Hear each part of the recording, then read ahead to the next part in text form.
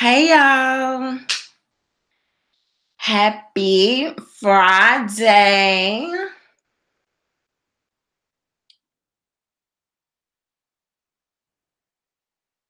So y'all should be able to see me now.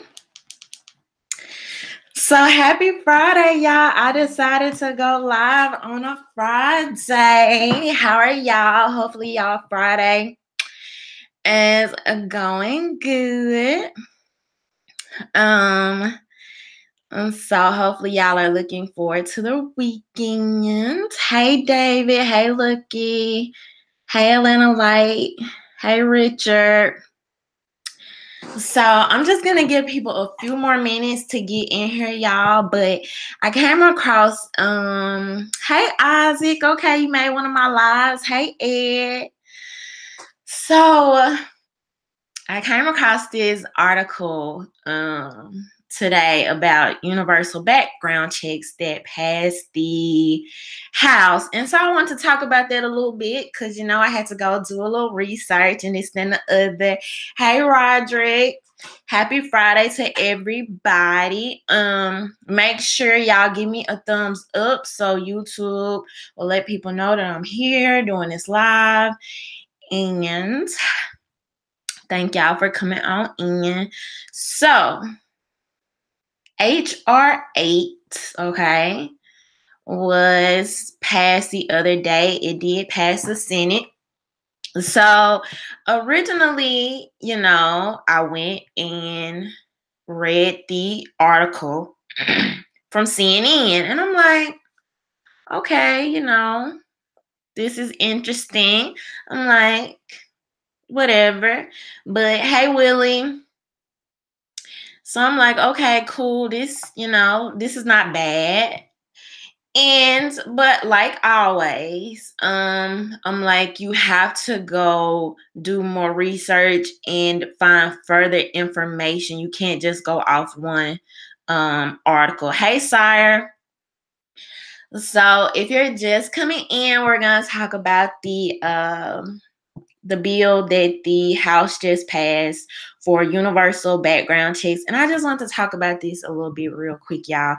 So first, let me show y'all the article that I started by reading at CNN.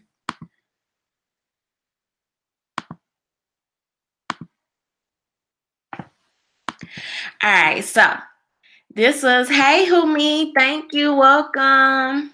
Hey, Paul. All right, so this is the original article I saw, right? House sends gun background checks check bill to the Senate with bipartisan support.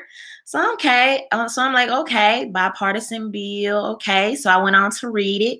The House of Representatives on Wednesday passed significant gun control legislation for the first time in more than 2 decades.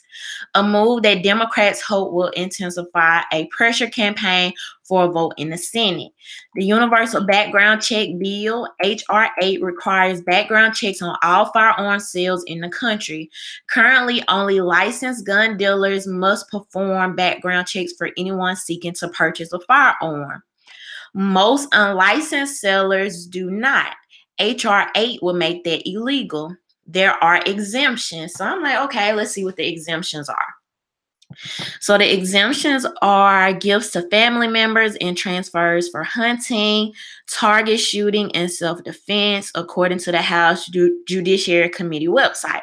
So the measure passed 240 to 190. 8 Republicans voted for the bill and 2 Democrats. Jared Golden of Maine and Colin Peterson of Minnesota voted against it.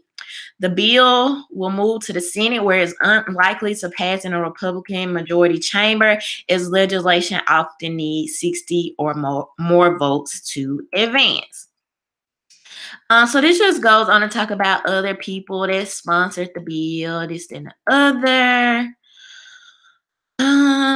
So down here it says that A recent poll conducted in January found that 92% of Americans support requiring background checks for all gun buyers. Of that 92%, Republicans supported the idea of background checks 89% of the time, and Democrats supported it 95%. So I'm like, okay, this doesn't sound too bad. I'm like, that's something I feel like I can get behind, background checks. And I'm like, let me go read more information. Hey Cajun, I was telling everybody this is completely random, y'all. I just decided to do a live today after coming across this article. Hey Jason. All right, so I'm like, this is cool, whatever. I can get behind it. But I went to find more information, right? Because I want to get a different perspective and get to the bottom of what this bill really does. Because CNN is going to give you the gumball, teddy bear version of what's really going on. All right. So this is from reason.com. Okay, and it goes over a textual analysis of HR 8, the bill that will require a background check for every firearm sale. So I'm like, okay. So the summary is HR 8 requires that loans, gifts, and sales of firearms be processed by a gun store. So the same fees, paperwork, and permanent record keeping apply as to buying a new gun from the store. If you loan a gun to a friend without going to the gun store, the penalty is the same for knowingly selling a gun to a convicted violent felon. So I'm like, okay, this is where it gets a little crazy. Likewise, when the friend returns a gun, another trip to the gun store is necessary upon paying of felony. All right, so I'm gonna read a little bit more of this, and then we're gonna kind of just go over the article. All right, so self-defense part. Say, for example, a former domestic partner threatens a woman and her children. An attack might come in the next hour or the next month or never. The victim and her children can't know. Because the attack is uncertain and certainly not immediate, the woman cannot borrow a handgun from a neighbor for her defense. Many domestic violence victims do not have several hundred spare dollars so they can buy their own gun, and sometimes threats are manifested at night when gun stores are not open. Okay, this is important. Handgun ban for young adults. So this would basically move the possession age to 21. So people 18 to 20 will not be able to basically purchase guns. Okay, so if you have a 21-year-old child living by themselves, living in another city, whatever, that child would not be able to purchase a gun. All right, they'll be able to join the military but not able to purchase a gun. All right, fees, another thing. Okay, so basically there will be regulations. So I'm just gonna sum this part up, but basically based on the text that I read from the actual legislation, there will be fees every time you wanted to transfer a gun to, like, say, your friend or somebody that's not in your immediate family. So let's say if I wanted, if my cousin wanted to borrow my gun for the weekend or something, we would have to go to a registered gun seller, right? And there's no cap on the fees under this legislation. So if that person wants to charge you $150 to loan that gun to my cousin, then after the weekend is over and my cousin returns that gun to me, it's going to be another $150, okay? Farming and ranching, the same thing. I'll sum up this part. Basically, if you have, let's say, if you're a farmer and you're paying somebody to watch your ranch or, whatever, to let you borrow that gun, it will be the same type of thing, okay? Family members. This part says you can make a loan or bona fide gift to some family members, but in-laws and cousins are excluded. The family exemption vanishes if one family member pays the other in any way. If a brother trades an extra shotgun to his sister in exchange for her extra television, both of them have to go to a gun store. The exchange will have all the fees and paperwork if she's buying a gun from the store. Okay, and then I wanted to go down to this part that talks about unsafe storage. So this is really interesting, okay? Consider a person who will be away from home from it for an extended period. A member of the armed services being deployed overseas, a person going away to school, a person going on a long vacation, a person evacuating their home due to a natural disaster. Such persons might wish to store firearms with a trusted neighbor or a friend. This type of storage should be encouraged because guns are less likely to be stolen by burglars and then sold back to the black market if they are kept in an occupied home rather than left in a house that will be unoccupied. But basically, under HR 8, you would not be able to do that. You would have to fill out extensive paperwork and pay gun fees to do that. Okay. So let me read this super chat. Thank you, sir. He said there are still loopholes in this. Okay, so this is my thing. So initially, I'm like, okay, background checks, whatever, that's cool. But as I go on to read the information, you have all these loopholes, right? And not only that, let's say if you loan your gun to a friend, let a friend use your gun or whatever, even if both of you are registered gun owners, okay? It doesn't matter. It doesn't matter if you're a registered gun owner. If you loan that gun to a cousin, a neighbor, you could be going hunting with this neighbor every weekend. If you loan that gun, you will be charged as a criminal, basically. I mean, that's what's going to happen. Also, I'm showing now, I couldn't personally find this in the actual textual documents of HR 8, but I do see some sources reporting that you will have to be 21 now, okay, to purchase a gun. So think about, a lot of families, everybody doesn't have the same family structure. So you may have women or even young men that don't have that family connection, that family network. They may just move on with their life, move away to a different new city, or whatever the case may be. And now, if you're not 21, you cannot purchase that firearm. So this same 18-year-old that could go overseas and fight battles using firearms would not be able to purchase one under this bill. And so that's what I'm getting from several sources. Hey, Edward. Okay, so let me show y'all this.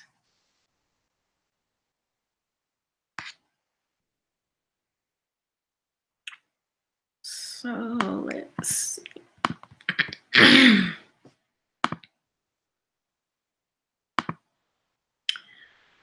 So this was another, thetruthaboutguns.com. This was another article that mentions the bill banning handgun sales to any adults over 21. So I did want to show y'all that. And then so this, I went on govtrack.com. This shows more about the bill. It does have some text here as well.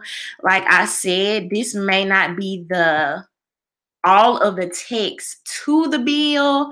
Also, it has been through changes in the House.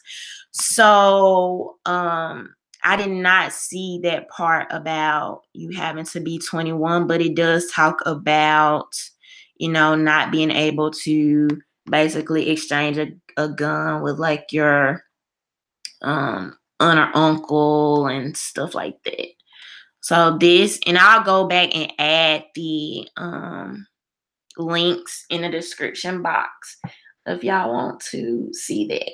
But there are two bills right now, HR 8 and HR 1112.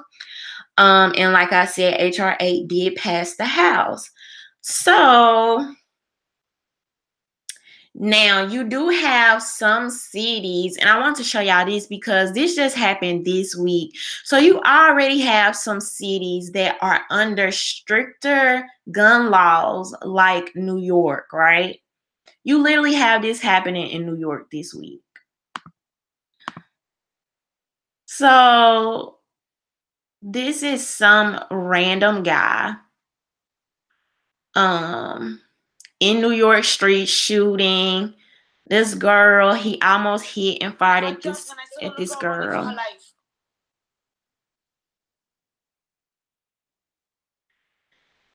And so last time I heard they were still trying to find him, but I just want to know how is it okay that the problem I have with this type of legislation is, you think it's one thing, but then when you actually go to read the actual text, they always throw other things and loopholes in there. Do you think this guy that's shooting in broad daylight does he look like a law-abiding citizen? Does he look like somebody that's going to go register his freaking gun, okay? Or go purchase a gun from a legal gun seller? Somebody that's this bold? And my thing is, I already don't trust the government. Y'all have had a drug war for I don't know how many years, and y'all still haven't gotten drugs off the streets. So now you want me to trust you that you will be able to get guns from criminals? That's what you're telling me? It just doesn't seem very realistic to me. So when you think about these states that have very strict gun laws, you still have significant gun violence in most times. So, hey, Purdue. But just imagine it. Just imagine, like somebody said, Bodego said, ask Katrina survivors. So just imagine, you leave those guns in your home, or you want somebody to hold them quickly for safekeeping. Anything could happen, and this person can be a legal gun owner just like you. You could be very familiar with this person. I was showing articles that say you can be charged, I think, up to 3 to 5 years and $100,000. If I'm not mistaken. So the idea that criminals are going to follow these laws I just really don't know how realistic that is, especially like I said, when you look at how effective the drug war has been, okay? People dealing in drugs, and a lot of times when you have people that are doing a lot of these really bad crimes in these really bad areas where you have high levels of shooting deaths and things like this, a lot of times drugs are involved, okay? Do you think those are going to be the people that abide by these gun laws? These are questions that we have to ask. So that's why I said initially with the CNN article, I'm like, okay, this sounds okay. But this is why I always encourage reading other perspectives, doing further research. You have to look at the implications of these laws. You have to look at the loopholes. You have to look at how it could affect you and affect others, and things like that. So, and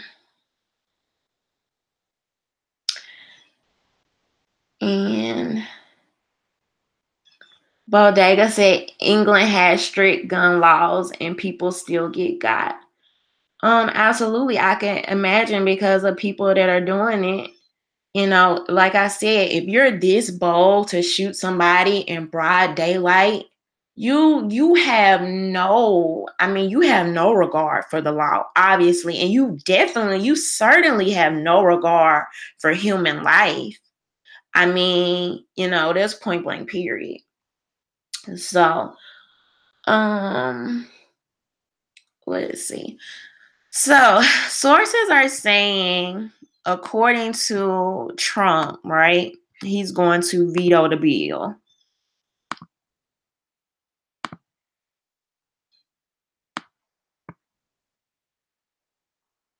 He's going to veto the bill if it gets to his desk, if it gets past the Senate. If the bill passes, it would be the biggest expansion of the system since background checks were initiated 25 years ago. The White House also says the president will veto the background check bill if it passes the House and Senate. The number of So this was an article. This is on WUSA9.com. So this is there are already more. Don't y'all hate that? Don't y'all hate when they had these random ads on articles and you can never find them or see where they are, but it just gets all loud and crazy? That's so annoying. But anyway, so White House plans to veto gun purchase background check bills if passed. So the bills would close a so-called Charleston loophole, which allowed the gunman in that mass shooting to purchase a gun. All right. So the White House said Monday, President Donald Trump plans to veto proposed legislation that, if passed, would enhance background checks for gun purchases. HR 8 and HR 1112 are the two bills in question. They would close a loophole referred to as a Charleston loophole that allowed the shooter in the massacre at a historically Black church to buy a gun. According to the Post and Carrier newspaper, a past drug arrest should have prevented Dylan Roof from purchasing a gun, but the sale proceeded by default because his background check extended past 3 business days. So that's another thing that I didn't mention to you guys. They're trying to extend the background check to be 10 business days, okay? So you have to, that's why when we were reading the other article on reason.com, it was talking about imminent threats and imminent danger, especially for people like domestic violence victims, okay? So I'm not going to read this entire article, but basically, according to the White House, Trump is planning to veto the bill. But y'all know me, okay? I got to do a little research. I got to do a little digging and seeing what the heck you were saying before.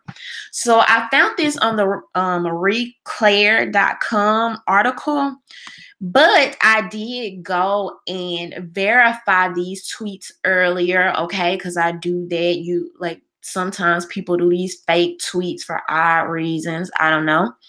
But both of these were, in fact, tweeted on February 28th, 2018. And oddly enough, we're right at about a year from that time. So, let's see.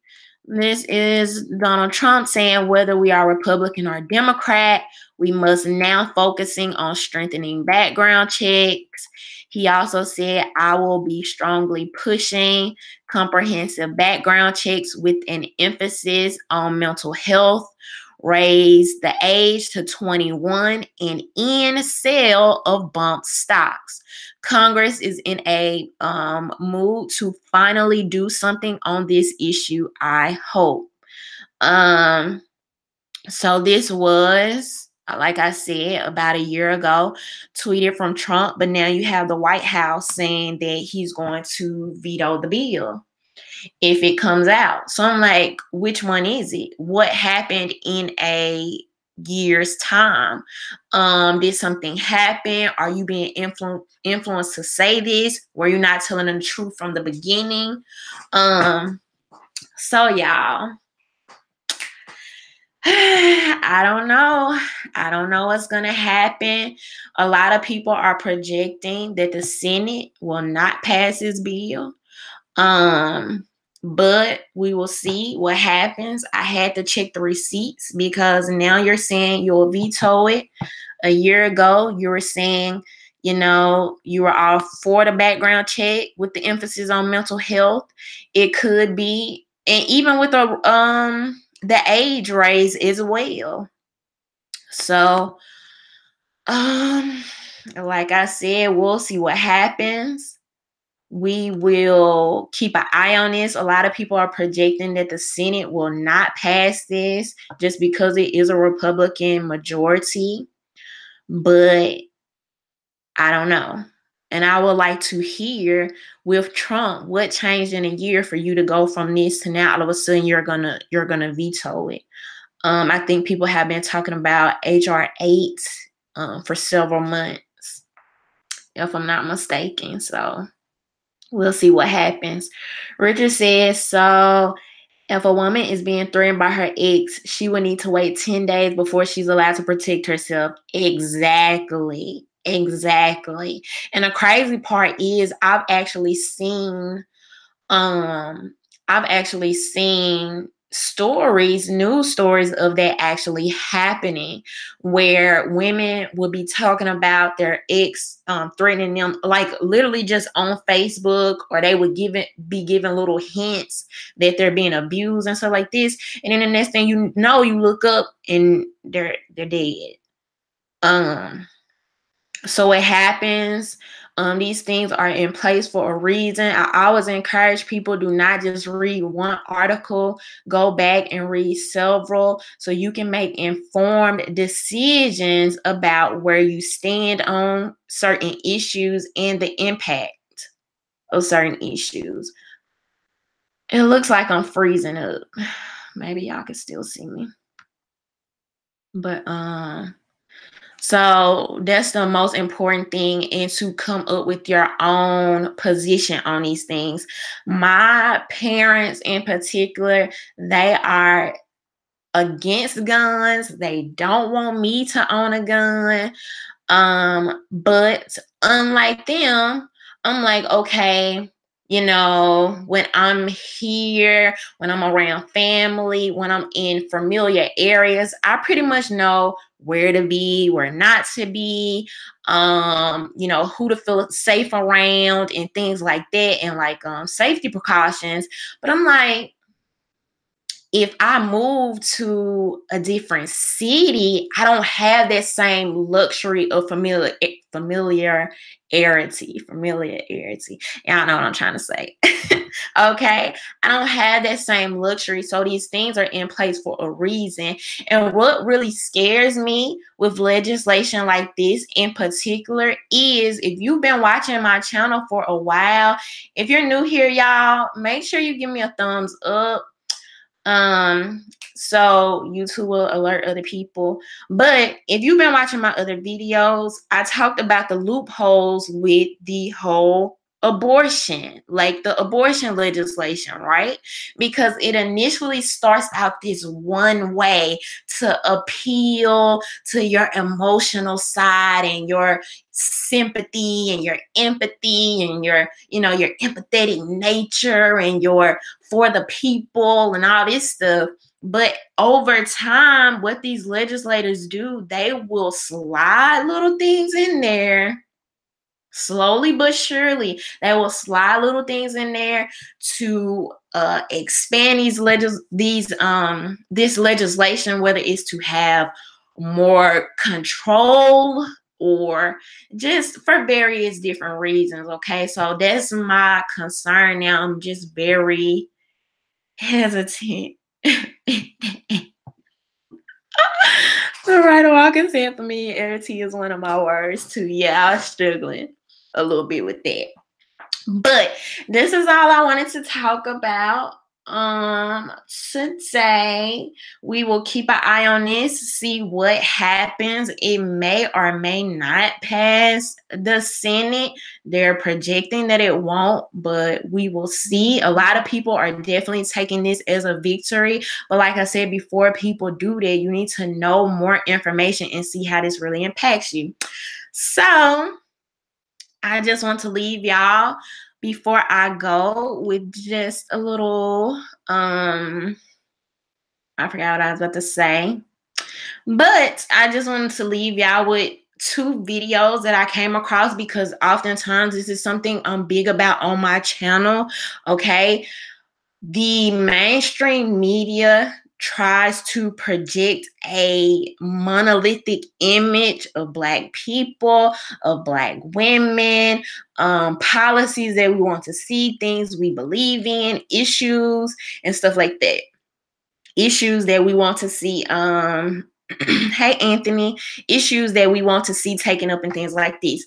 So before I let y'all go, I'm just gonna leave y'all with 2 videos of Black women doing a doggone thing with their firearms, women that carry them legally, okay, that the mainstream media will never show you. But of course, RhondaMary is here to show you all the things that the mainstream media just will not and refuses to do. So we're going to do that, and then I will be out.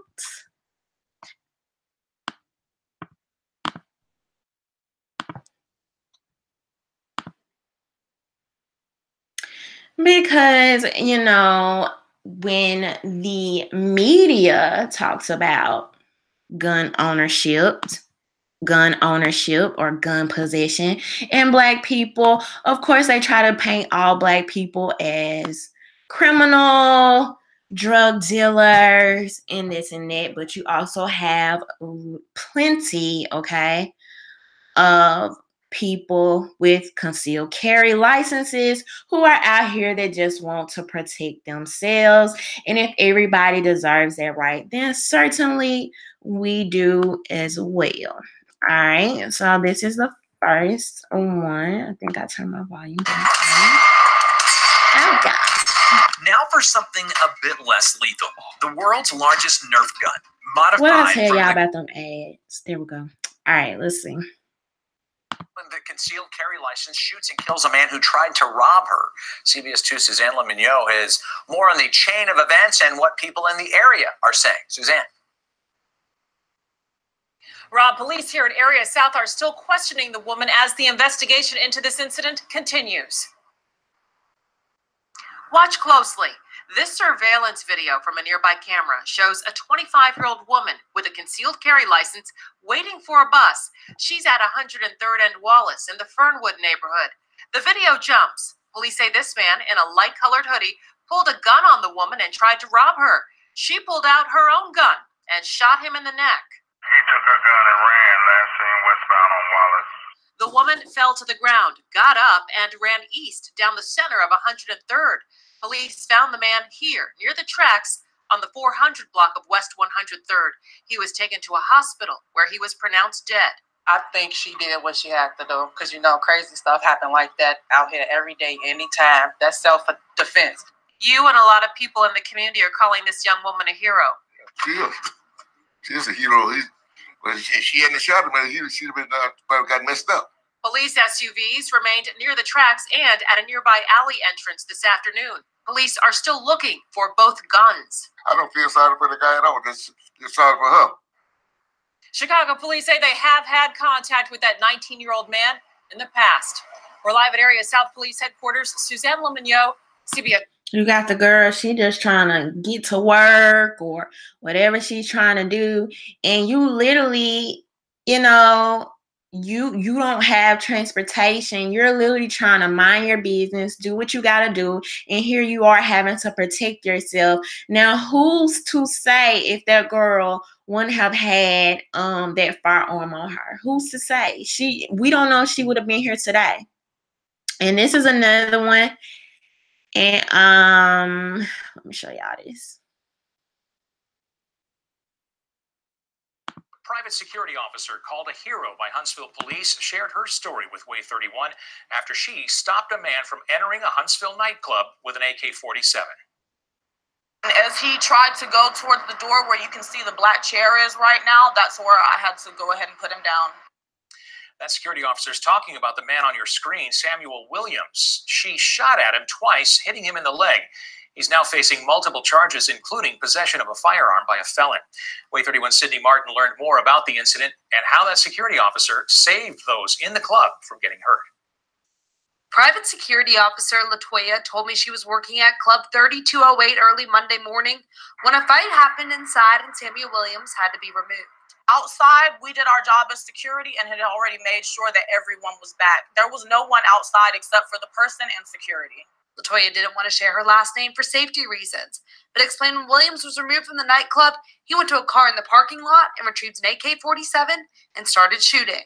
He started to make moves towards the door. He still was firing off shots. I decided that I had to make a choice to go ahead and stop him from entering the club. Latoya said she was the only armed security officer at the club and knew she had to take action. I was behind a vehicle right here at this first handicap parking spot and basically just maneuvered around the vehicle as he maneuvered around the other side of it to make sure that I was properly concealed and covered. That's when she shot at Williams, hitting him at least once, and then worked to make sure he was okay. I'm not here to kill anyone. I saw one of the entry wounds was on his thigh, which can sometimes be a somewhat dangerous place to bleed out. I keep a tourniquet and a trauma kit on me, as everyone who carries a gun should. Williams got into a car and was taken to the hospital before she was able to render him aid. And that's where police caught up with him and placed him under arrest. Thankfully, he's still alive today. And so y'all heard this story. I follow this girl on Instagram. She's so dope. Her name is Trill Toya on Instagram. And so I'm just saying, a guy that will come in a nightclub and shoot up a nightclub in some type of retaliation, are these the people? I mean, are these the people y'all think are going to follow and abide by these laws? And so that's why I always say you have to look at the implications of these things. You have to weigh the pros and cons. Look at the possible negative things, the loopholes, and things like that. But that's all I had to say today. I think I said everything I wanted to say. But these are the stories that the mainstream media, you're not gonna see this, okay? You're not gonna see this on CNN. You're not gonna see this, probably not see this on Fox. You're not gonna see this on MSNBC. These are the stories that I think that it's important for not only me to share, but other people to share, so we get a better, more fair, balanced perspective, okay? This is just 2 videos I showed y'all, but just imagine, because we get so much of our information from the media, we have absolutely no idea how often this might happen. You know what I mean? We don't know. We don't know. So nonetheless, I'm glad both of those women were able to protect themselves and do what they have to do, especially Trill Toya. The whole interview, she's just so professional and things like that. And I feel like people need to see that. But anyway, so I just came on to say that, oh yeah, boss is right. He said HR8 will make it illegal even to let someone borrow a gun to go to the range without going through a background check and paying for FFL transfer. Even worse, they can't enforce without registration. And this was another thing. Those fees, every time you have to transfer those guns, who do you think that's going to impact the most? That's going to impact low earning, law abiding citizens the most. So, that can be an economic disparity right there, but people don't even think about things like that. But anyway, all right, y'all. Thank y'all. Thank you, sir, for the super chat. Thank you, Cajun, my moderator, awesome moderator. Thank y'all. Please give me a thumbs up. If you're not subbed, make sure you're subbed. I just peeped on in here today because I found this information and I just wanted to talk about it for a few minutes. But I will be seeing y'all soon, and y'all have a good Friday. Bye.